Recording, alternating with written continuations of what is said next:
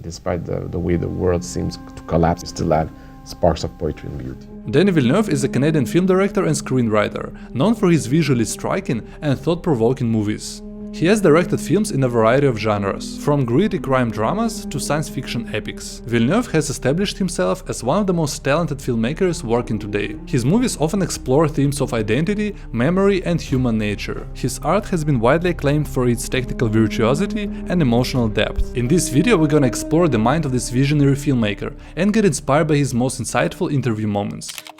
I know that my movies are usually quite immersive, and there's like a strong feeling of intimacy. They are constructed around a very precise point of view. As long as I can keep my identity and my signature, that I can be myself as a filmmaker, because that's the only way I can be a decent filmmaker. I mean, it's just if I can keep my identity, I can direct this movie as I see it. If you want your own vision, if you want to impose your own vision, there's 5,000 fantastic film directors in Hollywood that are doers, that can do it for you, and everybody will be happy. The filmmaker will be happy, the producer will be happy, the studio will be happy.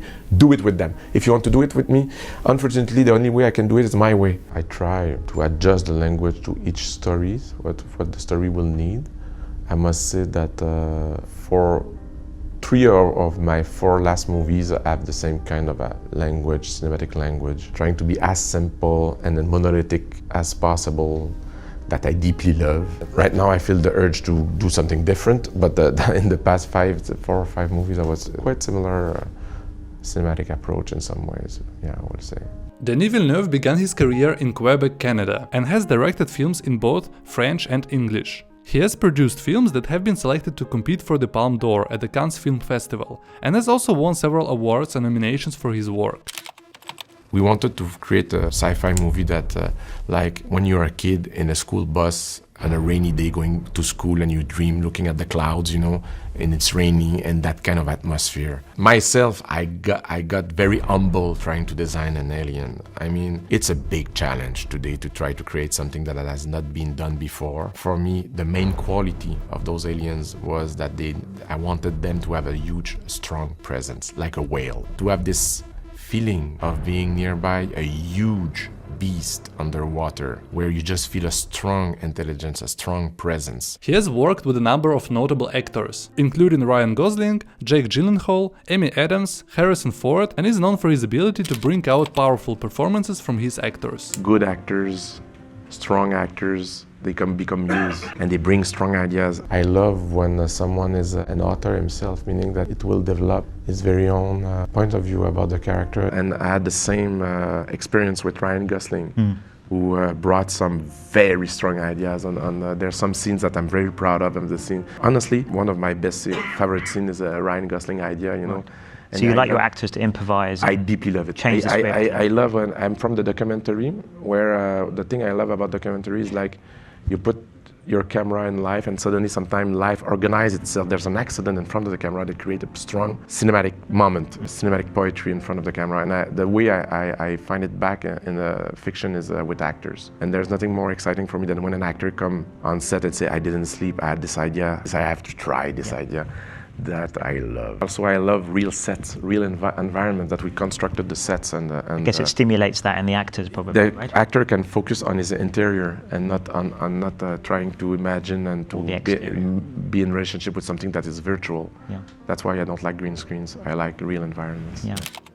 In order to be very spontaneous on set, you need to, for me, I need to be very prepared. And specifically with a movie of that scale, everything will be designed, everything will be created. So the crew doesn't go mad. You need to really be precise. I deeply love storyboarding because it allows me, in a very quiet environment with good coffee and no pressure at all, to dream about the movie alone. I can do the movie I want once on paper, and I deeply love that process. I'm alone with a storyboard artist and I draw every frame and I dream about it.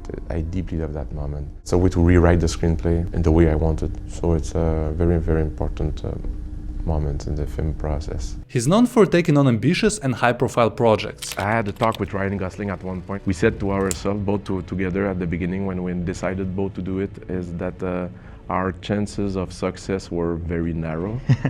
That it was like, and to accept that that no matter what we will do, we knew that we will be compared to a masterpiece. Yeah.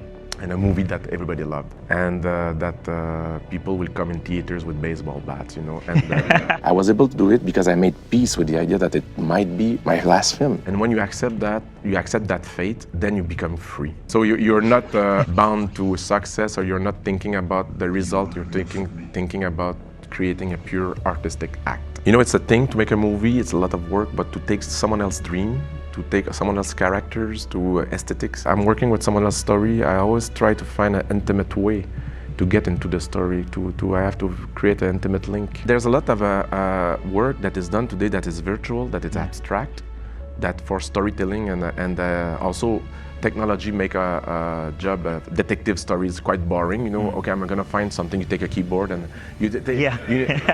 so Exactly. it's like we need. There's nothing more boring for a director than to shoot a character in front of a screen. Yeah, exactly. And so the screenwriter had a brilliant idea.